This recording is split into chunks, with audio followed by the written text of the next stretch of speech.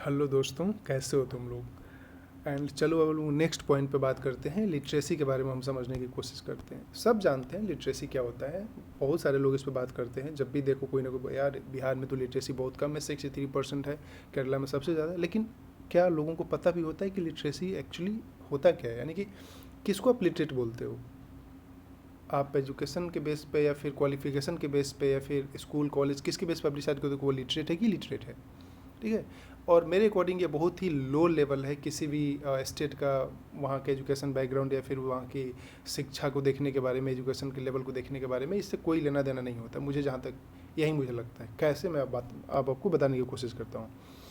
Literacy rate का मतलब होता है कि किसी भी स्टेट में जो वहाँ की पॉपुलेशन है, जो 7 साल के ऊपर की है, कोई भी पॉपुलेशन यानी कि 7 ईयर्स एज से ऊपर की है, जो कि लिख सकता है किसी भी लैंग्वेज में और पढ़ सकता है, यानी कि who is able to read, write and have the ability to do arithmetic calculation with understanding।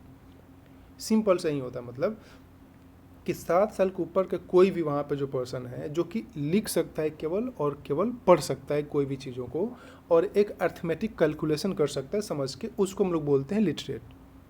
Simple सा ही मतलब होता है। इसका मतलब ये हुआ कि 7 साल से नीचे यानी कि 7 ईयर्स से नीचे की जितने भी वहाँ पे पॉपुलेशन है उसको हम लोग लिटरेट कंसीडर नहीं करते हैं, ठीक है, according to definition of India.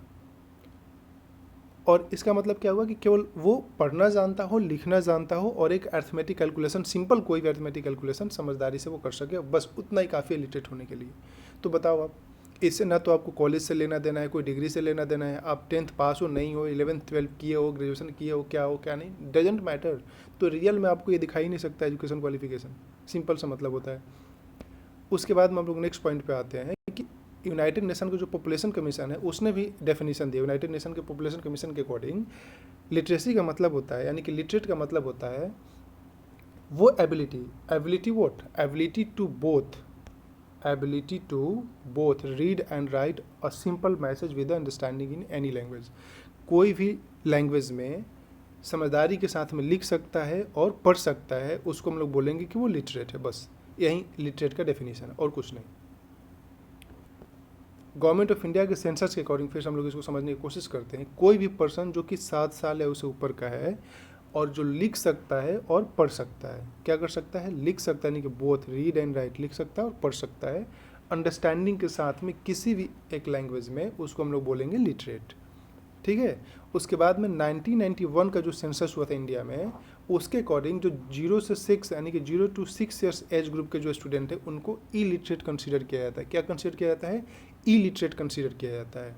तो आप 6 साल तक में चाहे आप कितना भी ब्रिलियंट क्यों ना हो, चाहे आप कितना भी कुछ क्यों ना समझ सकते हो, लेकिन आप रहोगे इलिटरेट ही। ठीक है।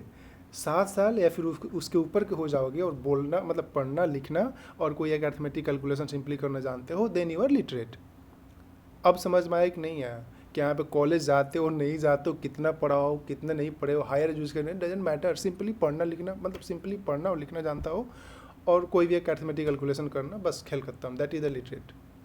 तो आप समझ सकते हो कि अगर हम बोलते हैं कि बिहार की पॉपुलेशन 63% वहाँ पर लिटरेसी रेट है, इसका मतलब ये हुआ कि ज़रूरी नहीं कि वो लोग 10th पास हैं, 11th 12th किए हैं या फिर ग्रेजुएट हैं, नो, केवल वो लोग पढ़ना लिखना जानते हैं और सिंपल वो एक अर्थमेटिक कैलकुलेशन कर लेते हैं बस।